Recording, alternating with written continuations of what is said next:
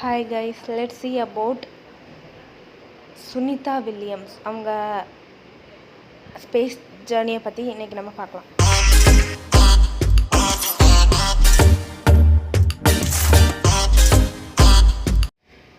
இந்த உலகத்தில் இருக்கக்கூடிய பாதி பேருக்கு சுனிதா வில்லியம்ஸ் பற்றி தெரியும்.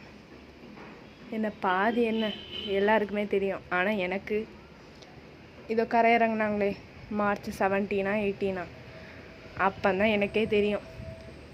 எங்கே போனாலும் சுனிதா வில்லியம்ஸ் என்னடா இருக்குது அந்த சுனிதா வில்லியம்ஸில், அந்த டாப்பிக்கு நானும் வந்தாச்சு. Let's start about Sunita Williams story. இவங்க தான் சுனிதா வில்லியம்ஸ் ஸ்பேஸில் இருக்கும்போது எடுத்த ஃபோட்டோ. சுனிதா வில்லியம்ஸ் எங்கே கரையிறங்கினாங்க? பசிபிக் ஓஷன், அதாவது கல்ஃப் ஆஃப் மெக்சிகோவில் இறங்கினாங்க. அவங்க இறங்கின அந்த கேப்சியூலோட பேர் ட்ரூ ட்ராகன். ஸ்பேஸ்லேருந்து பூமிக்கு வர கிட்டத்தட்ட அது ட்ராவல் பண்ணக்கூடிய ஸ்பீடு என்னென்னா 24,000 km/h. அப்போ எவ்வளோ ஸ்பீடில் வந்திருக்கோம் பாருங்கள். 30 km ஸ்பீடில் போகக்கூடிய பைக்கில் போனாலே ஒரு மாதிரி இருக்கும். 24,000 km/h வந்திருக்காங்க. அப்போது அவங்க எப்படி கிராவிட்டியே இல்லாத இடத்துல வந்து டக்குன்னு கிராவிட்டிக்கு வரும்போது எப்படி ஃபீல் பண்ணியிருப்பாங்க? உண்மையை சொல்லலாம், 9 daysன்னு போன ஜேர்னி 9 months ஆயிருக்கு அவங்க வந்து திருப்பி எர்த்தை ரீச் பண்ணுறதுக்கு.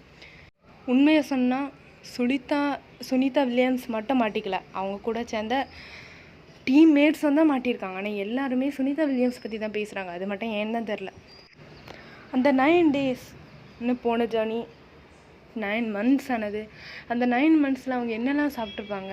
அந்த ஸ்பேஸில் என்ன சாப்பிட முடியும்? Just a small kind of tablet. அது வந்து நம்மளை மந்த்ஸ் கணக்காக பசி அடக்கிற மாதிரி வச்சுக்கும். அப்போது வந்து அந்த ஒரு டேப்லெட் மட்டும் சாப்பிட்டுட்டு எப்படி இந்த ஸ்பேஸில் வந்து வாழ முடியும்? அதுதான் என்னுடைய கேள்வி. சாரி, நான் இப்போ வீடியோ போட்டது கேள்வி கேட்க இல்லை, உங்களுக்கு சொல்லிக் கொடுக்க.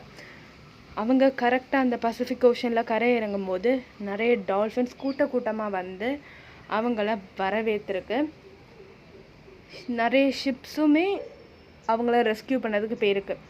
அந்த கேப்சூலோட ஹீட்டு கிட்டத்தட்ட வால்கனோ லாவா எரப்ட் ஆகக்கூடிய ஹீட்டு, அதாவது வால்கனோ லாவாவோட ஹீட்டோட நிறைய ரொம்ப மோராக இருந்துச்சு. அது அட்மோஸ்ட் நியர்லி 1655 degree Celsius கிட்டே இருந்திருக்கு.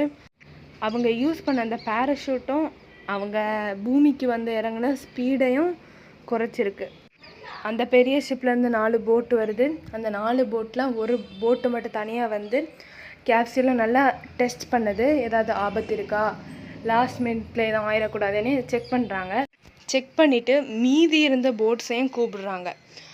அப்புறம் அந்த கேப்சூலை நல்லா டை பண்ணி பெரிய போட்டுக்கு அழைச்சிட்டு போகிறாங்க. பெரிய போட்டில் அதை நல்லா சேஃபாக வந்து ஸ்டோர் பண்ணி வச்சிடுறாங்க. அப்புறம் சுனிதா வில்லியம்ஸை லேண்டுக்கு கொண்டு போய் அவங்கள குழந்த மாதிரி அந்த ஷிப்லேருந்து இறக்கி அவங்கள வந்து ஹாஸ்பிட்டலில் வந்து அட்மிட் பண்ணி அதோட ஹாஸ்பிட்டல் அட்மினிஸ்ட்ரேஷன் கொடுத்துருக்காங்க. கல்பனா சாவ்லா கடைசி பூமியில் இறங்கும்போது அந்த ஸ்பேஸ்ஷிப் வெடிச்சிச்சு. ஆனால் இவங்க எல்லாத்தையும் தாண்டி 9 months கழிச்சு கரையிறங்கியிருக்காங்க. ஆனால் அவங்க இவ்வளோ கஷ்டப்பட்டிருக்காங்களே. அவங்களுக்கு $US படி 8 lakhs தான் சம்பளம். இவ்வளோ கஷ்டப்பட்டதுக்கு ஜஸ்ட் 8 lakhs தான் பெர் மந்த் சேலரி. அதான் $US எவ்வளோ இருக்கும்னு உங்களுக்கு தெரியும். ஸோ நான் வந்து அதை சொல்ல வேண்டிய அவசியம் இல்லை. இவங்களை திருப்பி நார்மல் ஸ்பேஸ் கிராவிட்டிக்கு பழக்கி விட்ட பிறகு தான் அவங்க ஃபேமிலி கூட போய் ஜாயின் பண்ண முடியும். நிறைய மந்த்ஸ் இவங்க வந்து கிராவிட்டியில் நடக்கிறதுக்கு ப்ராக்டிஸ் பண்ணணும். அப்போ தான் சுனிதா வில்லியம்ஸ் வந்து நார்மல் லைஃப் லீட் பண்ண முடியும் அவங்க ஃபேமிலி கூட. எனக்கு சுனிதா வில்லியம்ஸ் பற்றி பெருமையாகவும் இருக்குது. அதே டைம் ஏன் சுனிதா வில்லியம்ஸை பற்றி மட்டும் பேசுகிறாங்கன்னையும் டவுட்டாக இருக்குது. கூட போனவங்களும் மனுஷங்க தானே.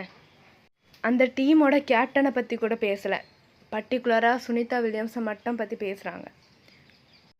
என்ன ஒரு விஷயம், சுனிதா வில்லியம்ஸ் வந்து இந்தியன் தான், ஆனால் யூஎஸ்ஏக்கு போயிட்டாங்க. அடுத்த வீடியோ உங்களுக்கு ஒரு சர்ப்ரைஸான ஒரு வீடியோவாக இருக்கும். அண்ட் நீங்களுமே சொல்லுங்கள் அடுத்த நான் என்ன வீடியோ போடலான்னு. கண்டிப்பாக என்னோட சேனலை நீங்கள் லைக் பண்ணுங்கள், சப்ஸ்கிரைப் பண்ணி பெல் ஐக்கானை ப்ரெஸ் பண்ணி ஆல் கொடுங்க, கமெண்ட் பண்ணுங்கள், ஷேர் பண்ணுங்கள்.